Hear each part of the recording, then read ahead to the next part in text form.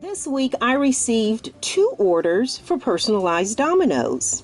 And again, since I've already done several domino tutorials, I wanted to try something different.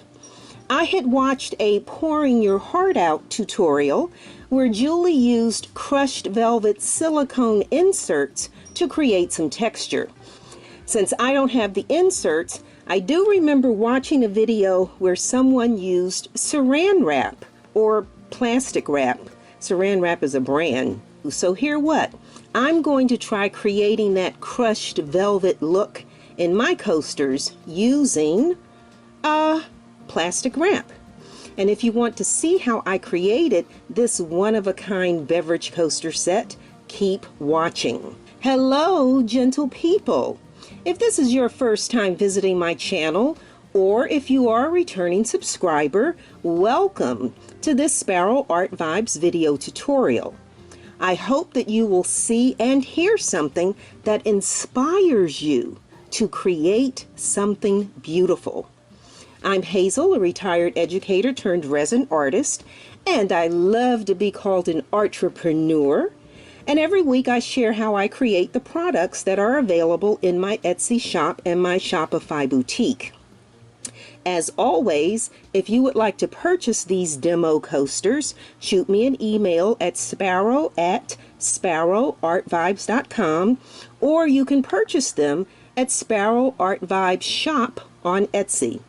You can stop the video and scan the QR code on the screen if you want to visit my shop. Also, if you are inspired by my video, please do like, add a comment. That's, you can ask a question, you can leave some feedback. Also share my video with like-minded folks. And of course, if you're not a subscriber, subscribe. So let's take a look at the materials that we need to make the crushed velvet, or some people call it that crinkle look, beverage coasters.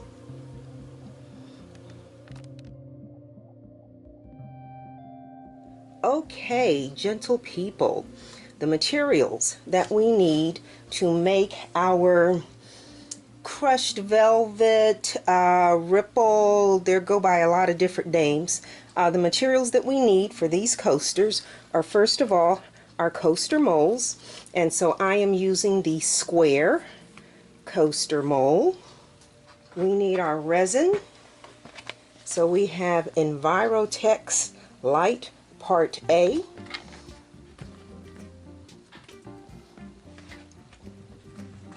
We have Envirotex Light Part B.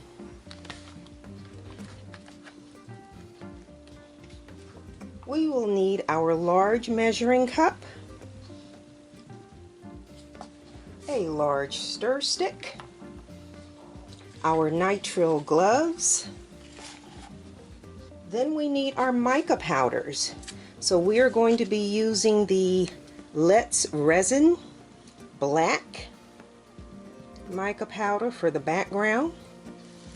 And then everyone that has done this has used Color Shift or Chameleon mica powders. So we're going to be going into this box of Nodway Chameleon powders, and we are using the blue cyan Chameleon powder, blue cyan. We are using the blue purple. We are using the purple, that says purple sky blue, purple sky blue. And then, as opposed to using saran wrap, I am actually using, as opposed to using saran wrap, I'm simply going to be using two Glad plastic bags. And that's all we need to try this. So let's stop the camera, get this stuff off, and get started having fun.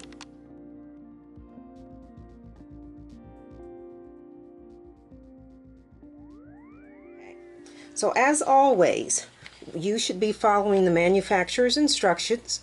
We are using Envirotex Light Pour On High Gloss epoxy.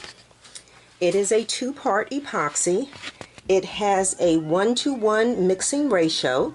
So this says measure equal parts of part A and part B. Then it tells you to mix thoroughly, and then it says pour slowly into mold. If you go up here to these instructions, it tells you that 2 full minutes of mixing. Then they do what they call a double pour, and they tell you to pour the contents into a second container and then mix again for another, this says right here, another 2 minutes. I do not do a double pour with the Envirotex Light. I just mix the whole thing for 4 minutes. So just needed you to see that. Okay, each one of these molds takes 60 milliliters of resin, so that means we need a total of 240. So what I am going to do is simply mix 200 clear, and then I'll make the 40 as the black background. So my measuring cup is already marked in the purple 100 and 200, and so we need 100 milliliters of the Part B hardener,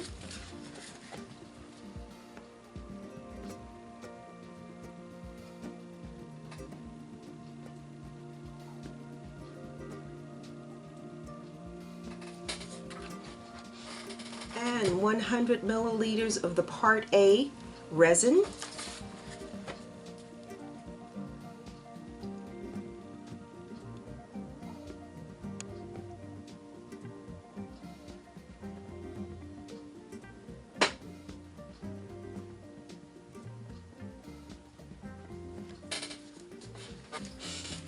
and as I said, the directions tell us to mix for 2 minutes, pour it into another measuring cup, and mix for another 2 minutes. I'm not doing that. I did that when I first started using this. I think the first 4 or 5 months that I used Envirotex Light, I did that double pour, but now I just do a straight 4 minutes. So that's what we're going to do. We're going to mix this for 4 minutes.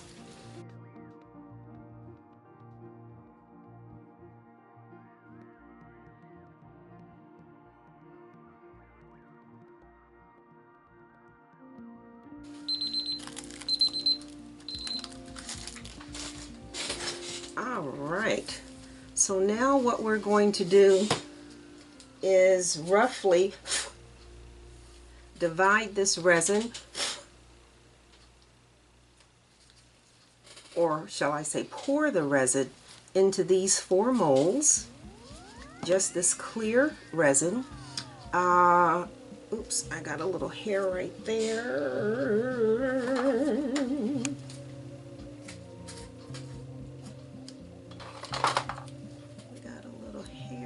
There.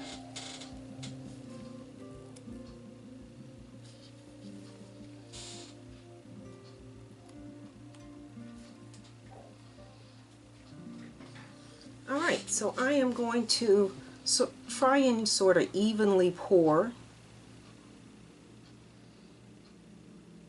and this will be a little different because a lot of this resin is going into that rim, and I just realized that. I don't know why I didn't pick a different mold. Well, I do know why, because I like coasters that have rims. I'm telling a lie. I do know why. I like the rims. That way, if there's any condensation when you pick your glass or your beer or whatever it is you are drinking from, when you pick it up, it's not going to roll off the edge, off the sides of the coaster.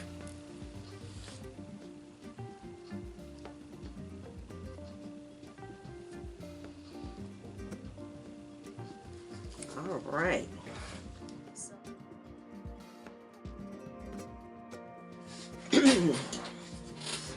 Yeah, let me move these a little bit. Now that the resin has been poured, I am going to take, instead of using saran wrap, I told you I have these baggies, and so I'm just going to cut these open 2 bags. For me, that's 4 coasters. So I'm just cutting these.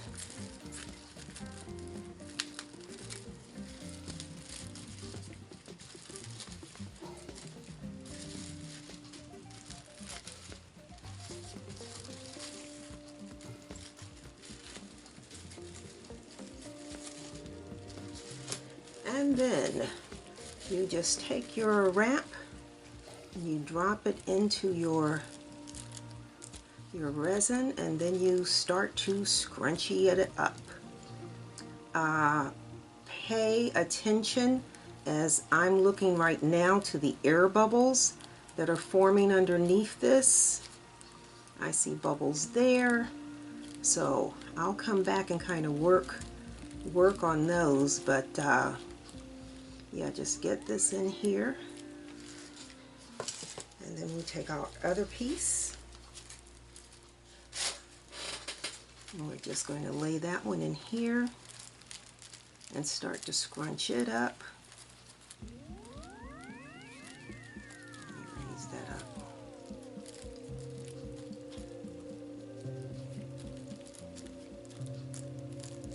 And you can do as much scrunching as you want, but again, pay attention to air bubbles. So I'm going to come back and push some of those air bubbles out of there while I'm scrunching this.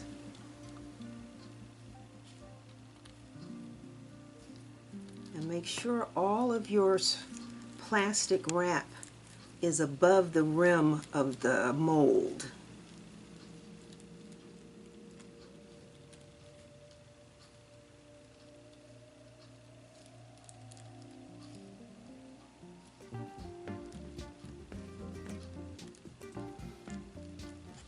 This is actually kind of fun.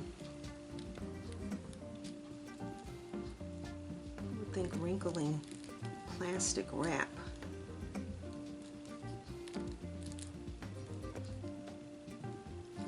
Okay, and then my second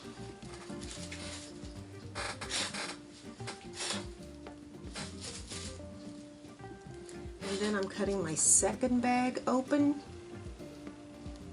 I mean, you can use saran wrap. By all means, use saran wrap. I did not have saran wrap. I had these bags, and I believe in using what you have available as opposed to having to go out and purchase something.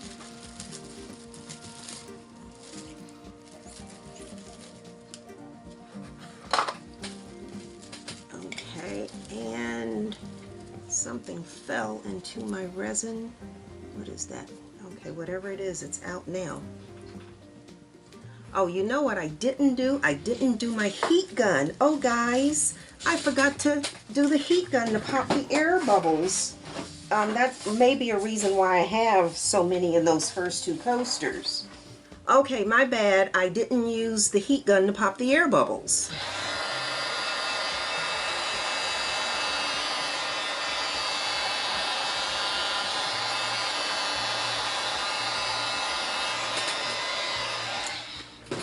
So this will be a good experiment to see which one of these looks the best.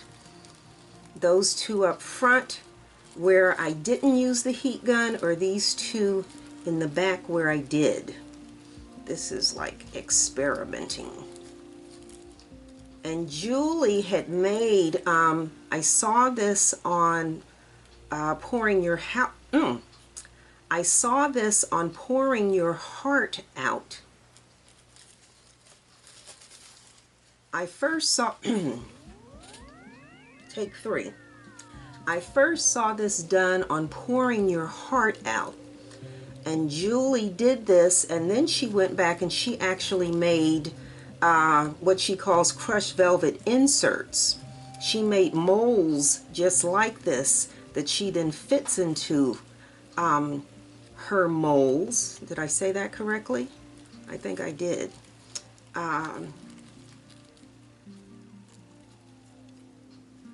And so now you can actually purchase a mold that has the crushed velvet look to it already without having to add the saran wrap. But this is kind of different. It's a new experience. And sometimes it's nice to just see from the beginning how something is done. So I am squeezing this. And again, there are fewer air bubbles in this than in those. So you decide how much crunching or scrunching or whatever you want. Yeah, you get to decide how much you want it scrunched, crunched. But again, here I'm trying to just move some of those air bubbles. Push some of those bubbles to the outside edges. Scrunch that a little more. Oh, there's a big bubble right there. Move, you sucker.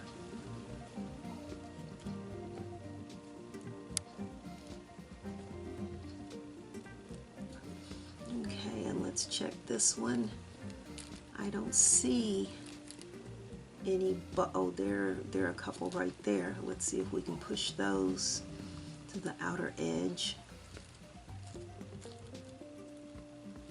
Alright, so then what we're going to do, I think these are scrunched enough, is allow this to cure for about 4 hours, 4 to 6 hours. And then we'll come back and we'll remove the plastic wrap.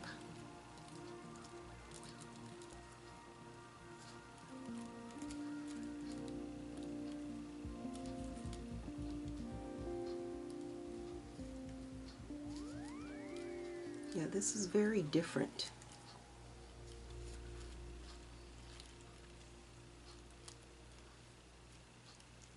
Okay, so I'm pretty satisfied that I have enough texture, is what I'm going to call it.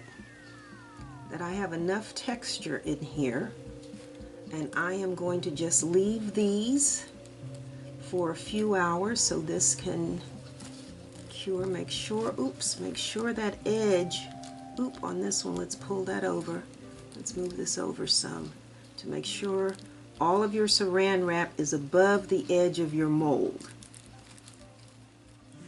So I want you to actually see a close-up of what this plastic wrap looks like in these containers.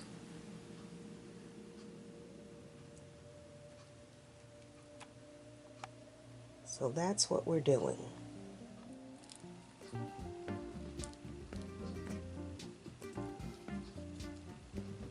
Alright, so I'm going to leave this and then we'll be back in a few hours.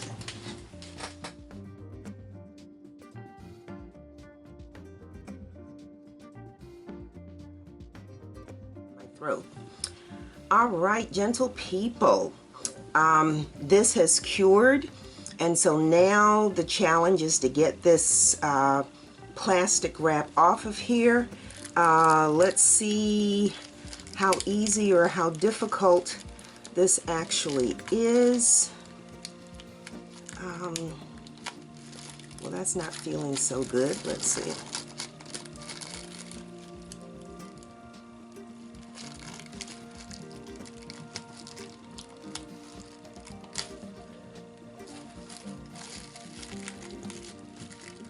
I almost wish I had colored paper. Oh, it's coming up. Okay, I guess it depends on whether it's in a nook or a cranny. Anybody know Thomas's English Muffins commercials? Okay, that's not so bad.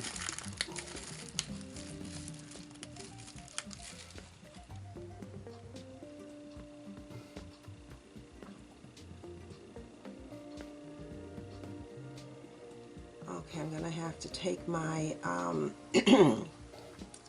is that, oh, that's resin, no? Yeah, what is that? I'm gonna have to take my, my cuticle cutters and snip some of this around the edges here. Okay, so that's what that one looks like, and I guess that's okay. we'll see when we color it.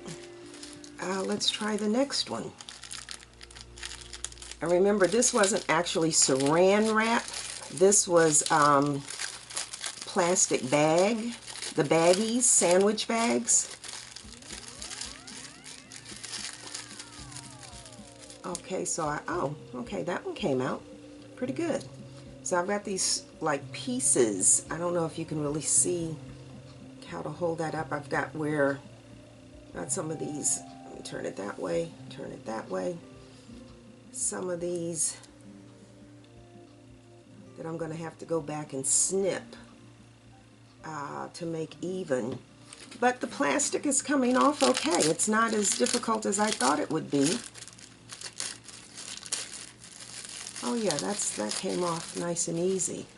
But yeah, I don't know if you can see this sticking up along the edges.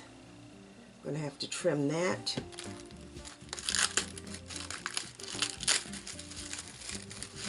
Okay, well, the satisfying thing is that this is coming out.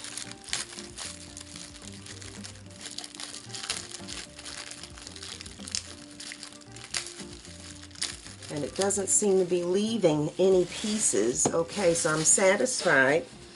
Let me get my cuticle cutter.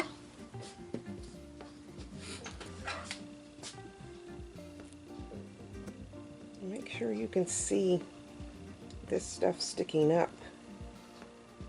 This stuff sticking up here.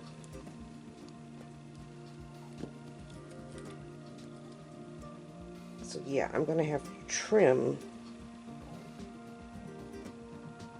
those edges that are sticking up. But at least the plastic came out. At least the plastic came out. So let me sit here and do some trimming.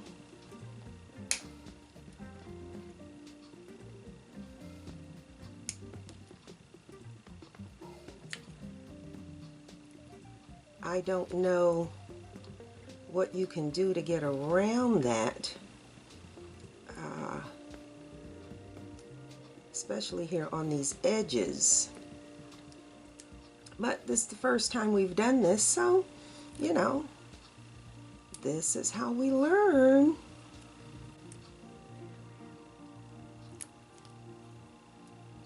I'll just pull that right out of there.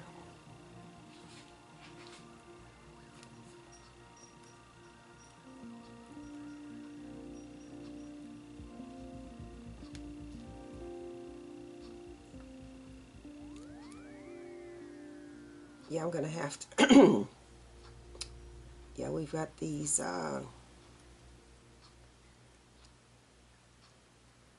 of high spots too, not just the edges but these high spots.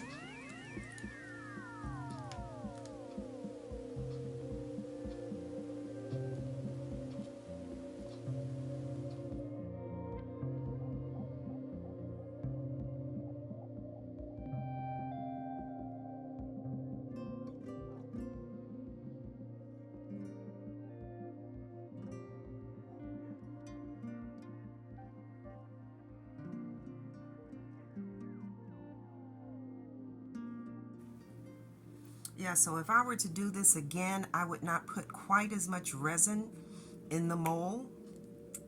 Then you don't have the concern of it being so full that the edges come up. All right, so let's get rid of this stuff here.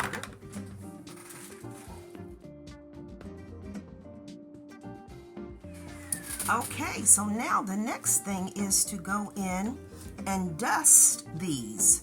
So I had these 3 mica powders, the Chameleon powders, the blue purple, the blue cyan, and the purple sky blue. And since there are 4 coasters, but I only have 3 of these blue colors, I am going to use all 3 on each coaster. And so we'll start with our blue cyan. And I have this sponge, like a makeup brush, sponge kind of thingy. And so what we're going to do is sponge might be too big. Oh, I may have to go back and use a brush. This sponge, oh yeah, this is not getting down in the nooks and crannies. Yep.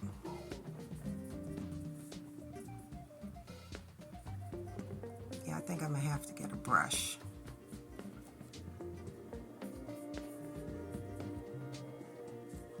Yeah, this is too big. And I'm out of little makeup brushes.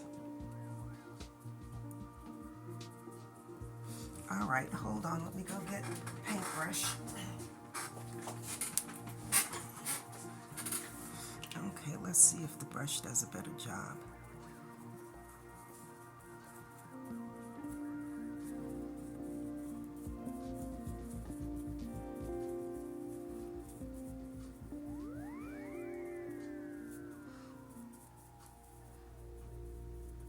It's funny, it doesn't look like it's actually sticking as well.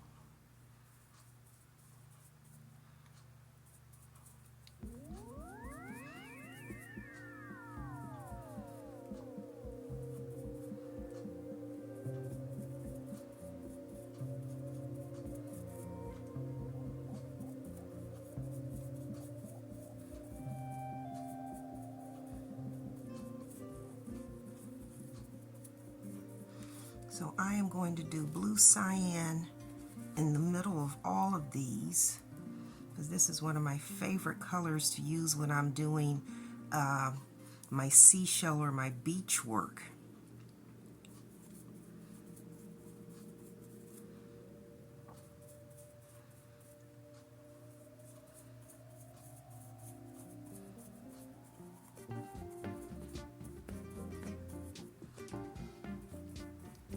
So we're just dusting the mica powder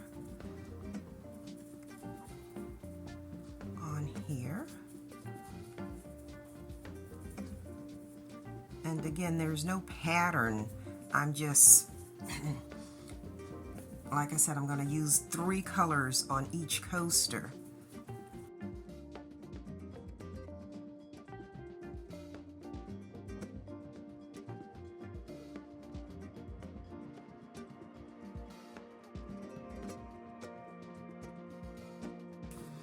You might want to rotate this so you can see the other sides to make sure that you have gotten down into the nooks and crannies. I don't even know if Thomas uses that term on their commercials anymore. Nooks and crannies.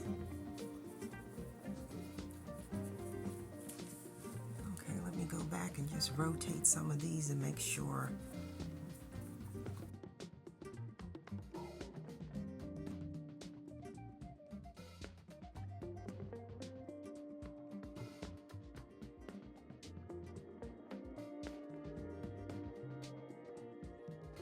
Okay. And so now this was the blue cyan. This was blue cyan. And so now we'll do blue purple. And the names don't really mean anything in terms of the color. Well, it does mean something in terms of the color, but what you think it's going to be turns out not really to be what it actually looks like.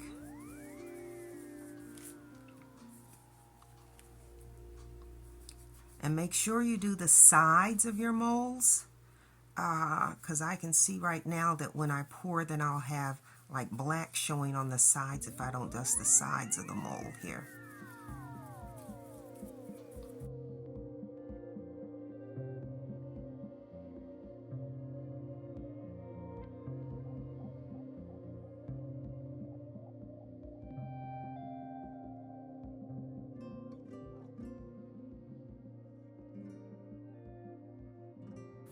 And so these all have the same colors, but again, the pattern should look quite different.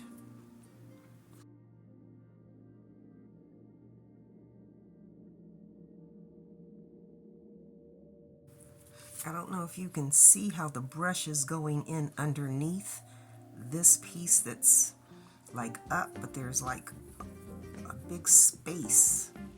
Because again, we're going to pour black resin on the back of this, and we don't really want like a big black hole.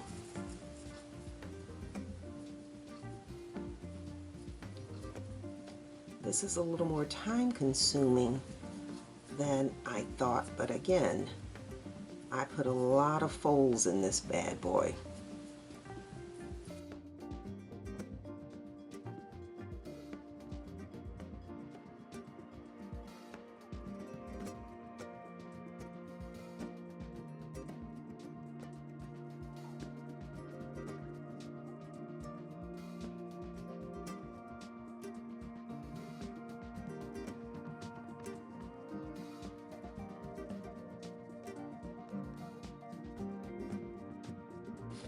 And then what we have left is purple sky blue.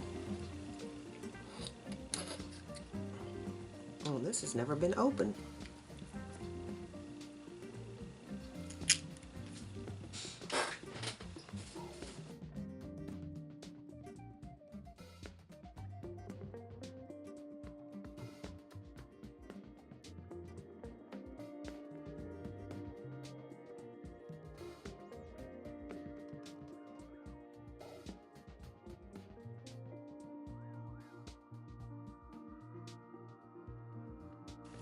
And the corners, pay attention to these corners. I can see where I could miss a spot in the corners.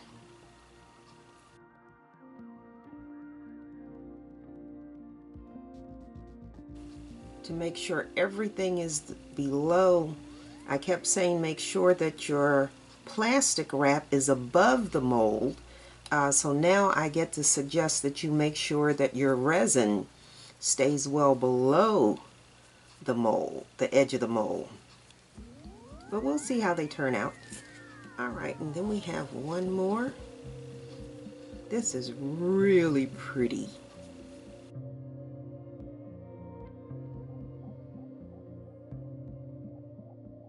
And I'm going to go use the blue cyan again because now I see some spots that I might have missed.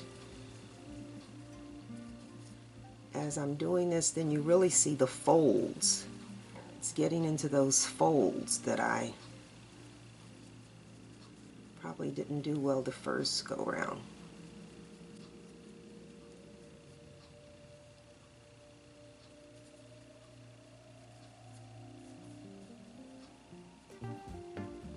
And now I see it clearer.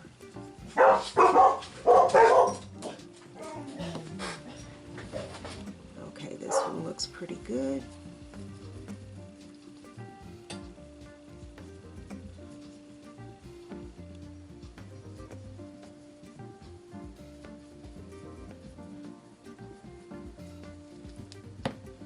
Just going back, like I said, now that I've done this, I can see where I've missed a couple of creases.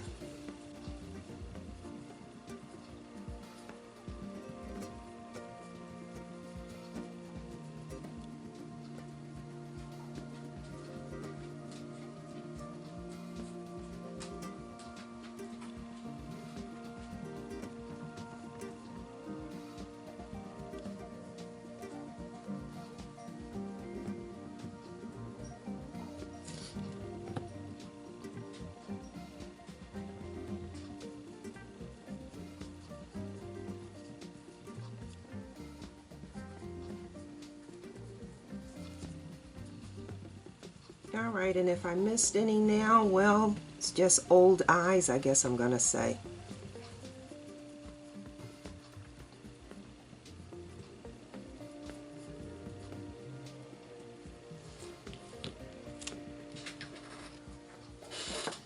All right, so I'm going to just take these off the table and tap them over the wastebasket to get the excess powder off of here. See how you see the thick powder in there? I'm going to tap that off.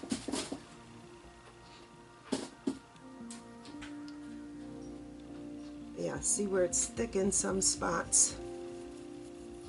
And that's not a bad thing. That means We've got plenty of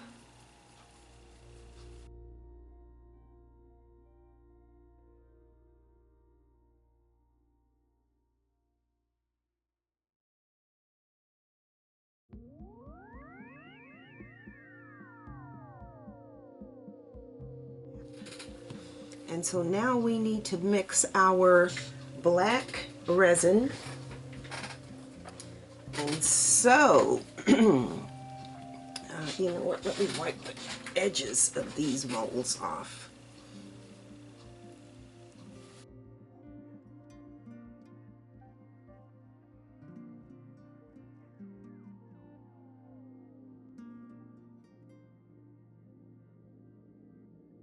Okay, so we needed 240 milliliters to do these, and I'm not entirely sure how these nooks and crannies affect the amount, so I am going to pour a little more than what's needed. I'm going to do 60 milliliters. So let me get my gloves on. And I don't know, somehow that seems like that's not going to be enough, but we'll find out. So let's mark our cup, 30 and 60.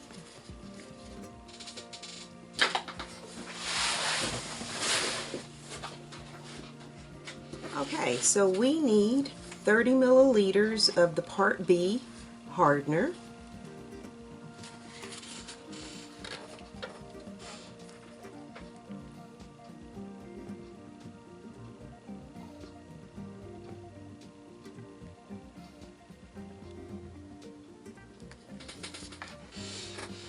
And 30 milliliters of the Part A resin.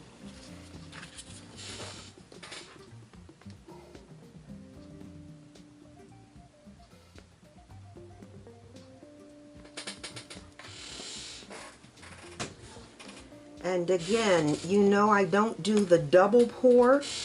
I just do a single 4-minute mix. So let's turn the timer on so you can see that I am actually mixing for 4 minutes.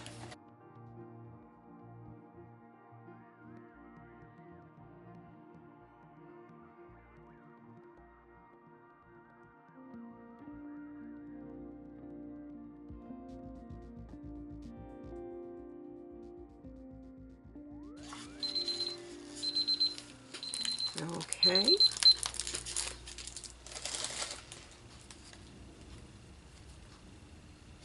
That looks like that needs to be tapped a little more. All right, and so now we're going to pour the black background into each of the molds.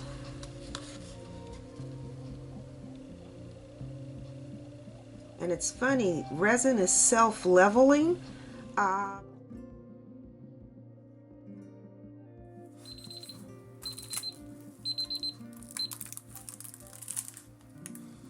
Okay, so now let's pour again and see how we fare.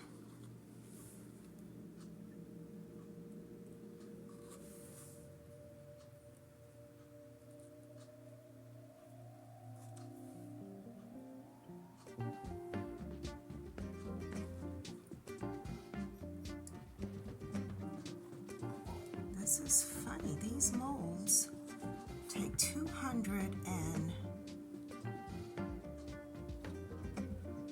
when you add this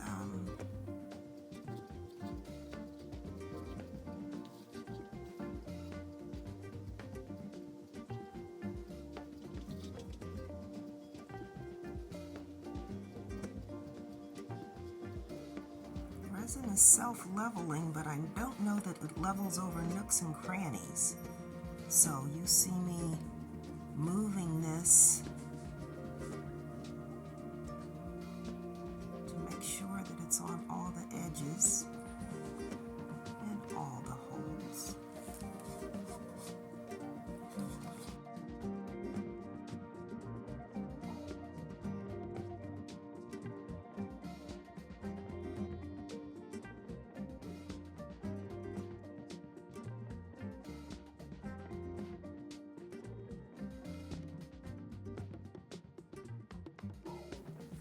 Okay, so that's done. So we're going to put the heat gun on this to pop the air bubbles.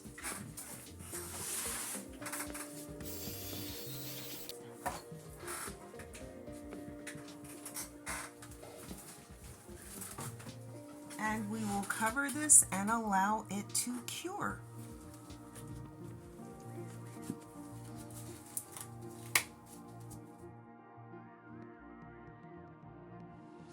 Okay, gentle people, I am back, and this is where we get to see how all of this turns out. So let's uncover this. And the part that I like most is the unmolding. So you can see that I probably could have put a little more resin in here. I'll probably just sand those bumps down. But yeah, let's unmold these and see what we have. Oh my goodness. Oh my goodness, that's pretty.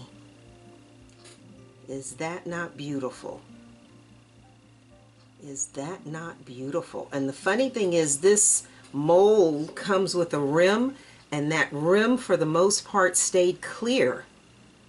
That rim stayed clear. Look at that. Look at that. That is gorgeous. Looks like it's encased in glass. Alrighty, we are satisfied. Let's try the next one. It worked, it worked, it worked. Okay. The reveal. Here we go. Oh, this is nice that all of the rims stayed clear. Look at that. Isn't that beautiful? That's gorgeous. And look at the sides. I like it. I like it. I like it. I'm going to have to do this more often with some other colors. Yay! All right, so let's, oh yeah, I like that. And there's a bubble right there. I have one little bubble right there that I can see off the bat, but I like that the rim is clear all the way around. That's cool. That's cool. Now that is really, that's really nice. Okay, and let's look at our last one. Oh, these are fancy.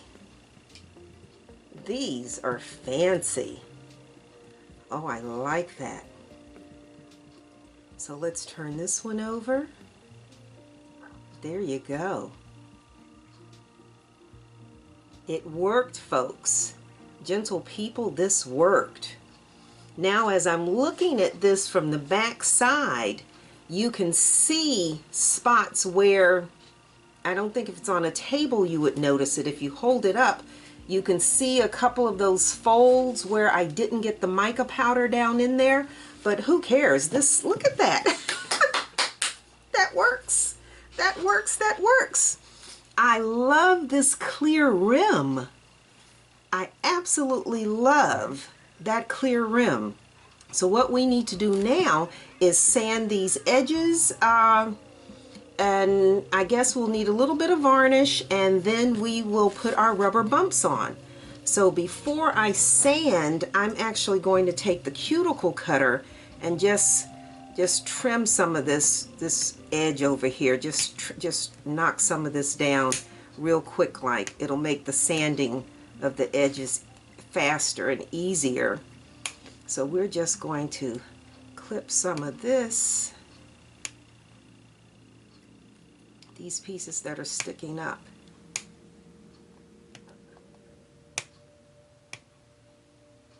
Yeah, it looks nice. It worked. And I think mine are much more attractive because they do have the rim.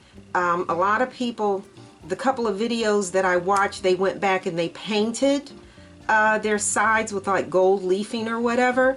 we're not going to do that because we have a rim. Oh, that's so pretty.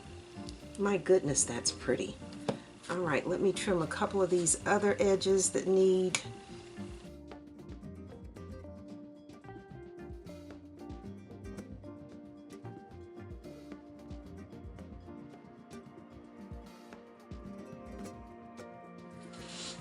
Okay, and so now Dremel.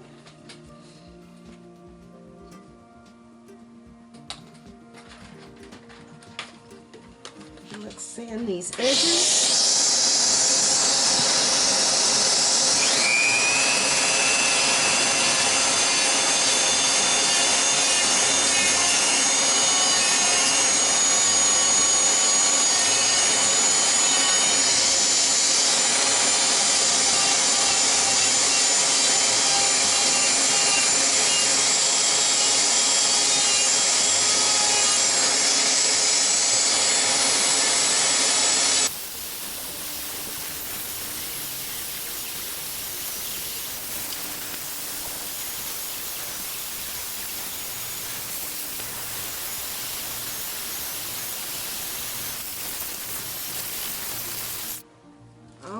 Okay, gentle people, these look so nice. And again, when you sand, if you have a dark color in particular, you wind up with this white, edge, and we're going to get rid of that white edge with some clear varnish, the gloss varnish that I use. And let's see.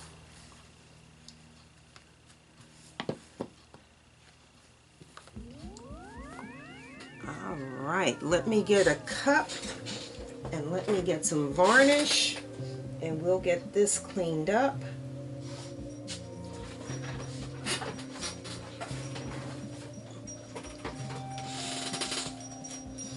Alright, let's just wipe these off with some alcohol. These are really stunning. They're very elegant looking. That glass, that clear rim makes them look quite elegant. Okay, so we use our Deco Art Duraclear Gloss Varnish. We give it a good shake. We put a little bit in our little bowl here. And then we proceed to paint this edge that we sanded.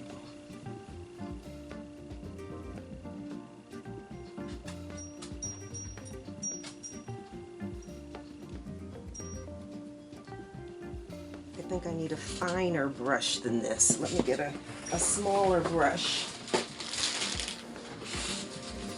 Okay, now let's try it.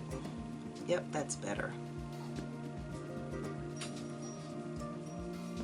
And then you can see how that white just disappears.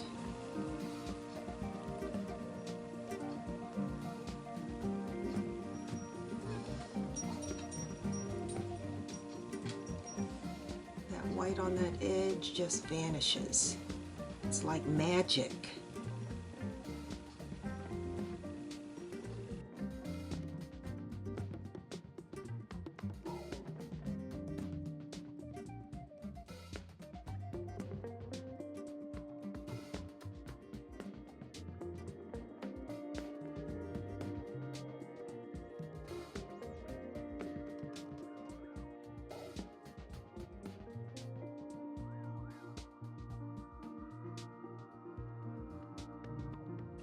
This works really, really well. If you do not have gloss varnish and you are a person who's into, you know, nail polish, you can see I don't have nails, so polish is not something I keep. I have some polish, but I don't. You can see I'm not into the nails and stuff, but you can always use clear nail polish to do the same thing. let me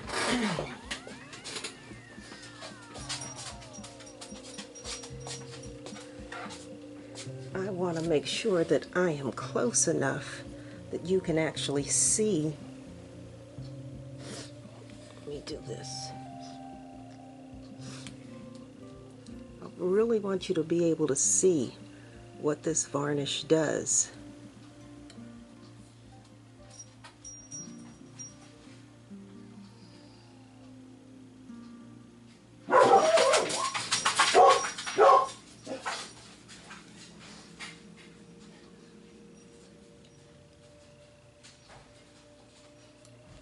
Yeah, I want you to see that. See how this varnish completely gets rid of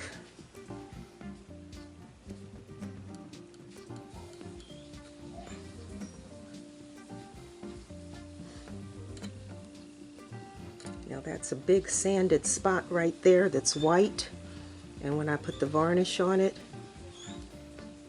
now it's black. So this is why we go over our sanded edges with the varnish. Okay.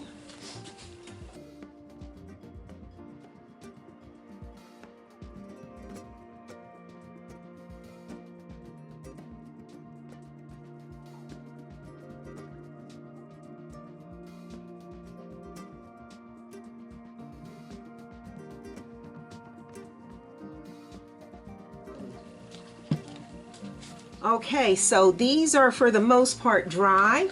So now what we do, we always finish these off with our 3M rubber bumps. And I always tell you, stay away from cork. Cork will dry out, and when it dries out, it becomes brittle and crumbly, and you wind up with dust, looks like dirt on your table. And if the cork gets wet, it makes an absolute mess. It will have mildew on it. So we're going to take our 3M rubber bumps and we're going to add them to the backs of our coasters. And because my coasters have a rim on them, you want to be at least 1/4 of an inch inside. That will allow these to properly stack. If you put your bumps right on the edge, you can't stack them. So like so, if I put that like that, then I can do that like that. I'm so pleased. I am so pleased with the way these turned out. Boy, go figure. So let me get the rest of the bumps on here. And these 3M rubber bumps are also non-skid. So when you set these on the table, they're not going to slide. They're going to stay right where you put them. So we've sanded our edges, we varnished our edges, we put our rubber bumps on. So our coasters are complete, and I think these are absolutely stunning. There we go. Thanks for joining me today and watching me do something brand new and something that I'm I'm just thrilled with the way these turned out. Ta-da!